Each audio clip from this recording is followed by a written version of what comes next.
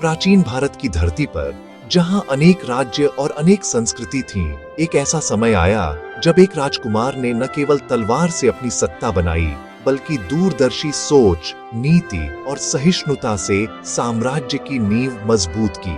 ये कहानी है अकबर की, जिसे बाद में अकबर महान कहा गया। प्रारंभ, बचपन और संघर्ष। सन 1542 की एक रात्रि को राजस्थान की अमरकोट किले में एक नवजात शिशु का आगमन हुआ। उसका नाम रखा गया जलाल उद्दीन मोहम्मद अकबर। उस समय उसके पिता मुगल बादशाह हुमायूं संघर्षों में उलझे हुए थे।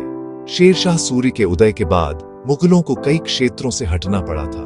हुमायूं निर्वासन की अवधि में विगत वर्षों में कई झटकों से गुजरे थे। अकबर का बचपन खास नहीं था। पढ़ाई लिखाई में वह निपुण नहीं था, लेकिन उसकी चालाकी, समझदारी और उत्सुकता बचपन से ही झलकती थी। वह घुड़सवारी, युद्ध कला और शिकार में पारंगत हुआ। जब हुमायूं ने दिल्ली और भारत पर पुनः दावा किया, तब उसने अमरकोट से अकबर को साथ रखा और युद्धों की चुनौतियों में खींच लिया। परंतु दुर्भाग्यवश हुमायूं की मृत्यु सन 1526 में हो गई। बहुरूपी सिंहासन, निगरानी और युद्ध। हुमायूं की मृत्यु के बाद अकबर मात्र 13 वर्ष का था। ऐसे कठिन समय में एक माहिर सेनापति बैराम खान को रेजेंट, अस्थायी शासक नियुक्त किया गया, जिसने अकबर का मार्गदर्शन किया। लेकिन शासक बनने की राह आसान नहीं थी। भारत के उत्तरी भागों में अफगान और स्थानीय शक्तियां अकबर की सत्ता को चुनौती दे रही थीं। दूसरी पानीपत की लड़ाई 1556 में युद्ध हुआ, जब अर्धसैनिक सेनाओं ने हेमू नामक हिंदू सेनापति को रोका। इस लड़ाई ने दिल्ली और उत्तर भारत की दिशा निर्धारित की। अकबर समर्थक सेना ने हेमू को पराजित किया और अकबर को दरबारिनों ने शहंशाह, राजा राजाओं का राजा घोषित किया। बैराम खान ने आगे कई अभियानों का नेतृत्व किया, मंकोट, ग्वालियर और अन्य किलों के अधिग्रहण कर दक्षिण और मध्य भारत पर नियंत्रण बढ़ाया। परंतु 1560 में अकबर ने स्वयं शासन करने की इच्छा व्यक्त की और बैराम खान को हटाया। सम्राट का उदय, विजय और नीति। जब अकबर ने पूर्ण रूप से सत्ता संभाली, उसने राज्य विस्तार और नियंत्रण पर ध्यान केंद्रित किया। उसका पहला लक्ष्य मालवा था, जिसे उसने 1561 में जीता। इसके बाद उसने राजपूतों के साथ संबंधों में सोच समझकर कदम रखा। उसने राजपूत राजाओं के साथ विवाह संबंध बनाए, जैसे कि राजा भरमल की पुत्री से विवाह, और उन्हें मुगल प्रशासन में शामिल किया। इस नीति से विरोध कम हुआ और साम्राज्य में स्थिरता आई। आगे बढ़ते हुए उसने गुजरात, बंगाल, कश्मीर, सिंध, कंधार आदि क्षेत्रों में युद्ध या संधि के जरिए विस्तार किया। अकबर ने केवल युद्ध से ही शासन नहीं किया, उसने आंतरिक प्रशासन को बेहतर बनाया। एक नए कर, राजस्व प्रणाली को लागू किया गया, जिसे जब्ती प्रणाली या तुकारमल के नाम से जाना गया। इस प्रणाली में भूमि का वर्गीकरण किया गया और कर दर तय की गई। एक और महत्वपूर्ण नवाचार था मनसाबदारी प्रणाली, जिसके अंतर्गत सेनाध्यक्षों और अधिकारियों को मनसाब पद दिया जाता था और उसी अनुसार उन्हें फौजी और नागरिक दायित्व सौंपे जाते थे। अकबर ने धार्मिक दृष्टिकोण से भी कई सुधार किए। उसने 1563 में तीर्थ यात्रा करों को समाप्त किया और 1564 में जिजिया कर, अमुसलमानों द्वारा गैर मुसलमानों से लिया जाने वाला कर को भी हटाया। लेकिन अकबर का धार्मिक दायित्व न कभी बिल्कुल खत्म हुआ, न उसने धर्म से दूरी बनाई।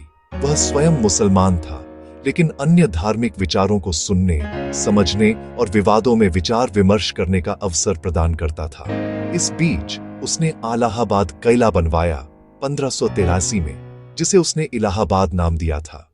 दरबार और 9 रत्न, नवरत्नास। अकबर का दरबार विद्वानों, कवियों, संगीतकारों और दार्शनिकों का केंद्र बन गया। उसने दरबार में 9 रत्न, नवरत्नास नाम से प्रसिद्ध 9 माने हुए व्यक्ति रखे, जिनमें से एक अब्दुल फजल थे, जिन्होंने अकबरनामा नामक ग्रंथ लिखा, जिसमें अकबर के शासनकाल का विस्तृत विवरण है। अब्दुल फजल के अलावा फैजी, तनसेन, रहीम, राजा मानसिंह, मुल्ला दो पयाजा आदि शामिल थे। ये लोग विचारों के आदान प्रदान, कला और संस्कृति को बढ़ावा देते थे। अकबर का दरबार विविधता का प्रतीक बन गया। हिंदू, मुस्लिम, पारसी और अन्य धर्मों के विद्वान आते और विचार विमर्श करते। उन्होंने अकबर को समय का न्यायाधीश मान लिया था, चुनौतियां और विरोध। बेशक अकबर को चुनौतियां मिली। राजपूत प्रतिरोध, जैसे मेवाड़ की रानसी प्रतिरोध, खासकर महाराणा प्रताप ने अकबर की शक्ति पर प्रश्न खड़े किए। महाराणा प्रताप ने हल्दी घाटी की लड़ाई लड़ी और मुगलों का सामना किया। अकबर ने मेवाड़ को पूरी तरह नहीं जीत पाया, परंतु उसने अन्य प्रतिरोधी राज्यों को दबाया। कुछ मामलों में युद्ध कुशलता और साम्राज्य विस्तार दरकार बन गया। दक्षिणी भारत की ओर भी उसने कदम बढ़ाया। इसके अलावा दरबार की राजनीति, ईर्ष्या, शक्ति संघर्ष, दरबारियों की चालबाजियां सब होते रहे। अकबर को इन चुनौतियों से भी निपटना पड़ा, लेकिन उसकी दूरदर्शिता और संयम ने अक्सर ऐसे संकटों को हल किया। बड़े निर्णय, दीन ए इलाही और सहयोग। अकबर को विभिन्न धर्मों के विचारों से प्रभावित होकर एक नया रास्ता निकालना था, एक ऐसा मार्ग जो सभी मान्यताओं को स्वीकार सके। इस सोच से उसने दीन ए इलाही की स्थापना की, जिसे दीन, धर्म का इलाही, ईश्वर की ओर मार्ग कहा गया। यह न तो पूर्ण रूप से मुस्लिम था और न पूर्ण रूप से हिंदू, बल्कि एक नया दृष्टिकोण जिसमें नैतिकता, सद्भाव और सामंजस्य को महत्व दिया गया। दीन ए इलाही को पूरी तरह से अनुसरण करने वालों की संख्या कम थी, पर यह अकबर की सहिष्णुता और विचारशीलता का प्रतीक बन गया। अकबर ने राज्यशाही प्रणाली में यह सुनिश्चित किया कि हिंदू और मुस्लिम दोनों ही सरकारी पदों पर आ सके।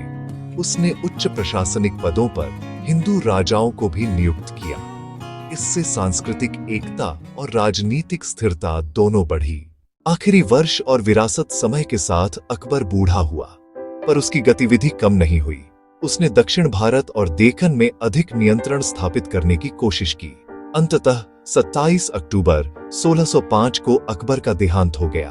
उसकी समाधि सिकंदरा, आगरा में बनाई गई, जो मुगल स्थापत्य कला का अद्भुत उदाहरण है।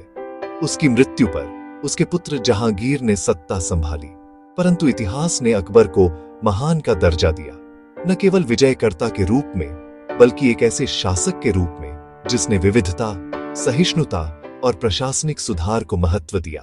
अंत में विचार और संदेश। अकबर की कहानी हमें यह सिखाती है कि शक्ति का उपयोग केवल युद्ध और विजय के लिए नहीं, बल्कि न्याय, सहिष्णुता और सोच समझकर नीति बनाने के लिए किया जाना चाहिए। जब एक युवा राजकुमार को पूरे साम्राज्य को संभालना हो, जब देश विविध धर्मों और संस्कृतियों से युक्त हो, ऐसे में हर कदम सोच समझकर लेना जरूरी होता है।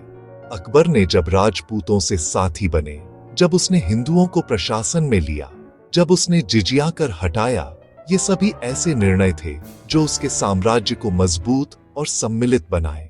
बेशक कुछ कठोर फैसले भी हुए, युद्ध, हिंसा और विजय के नाम पर। इतिहास कभी कभी उन पक्षों को उजागर नहीं करता जिसे हम चाहें, परंतु जो निर्णय उसने लिए, दीन ए इलाही, 9 रत्नों का दरबार, प्रशासनिक सुधार, ये सब उसके मकसद और दूरदर्शिता की निशानियां हैं। वीडियो में मुस्लिम जैसे आदमी और राजा जैसे ड्रेस हो,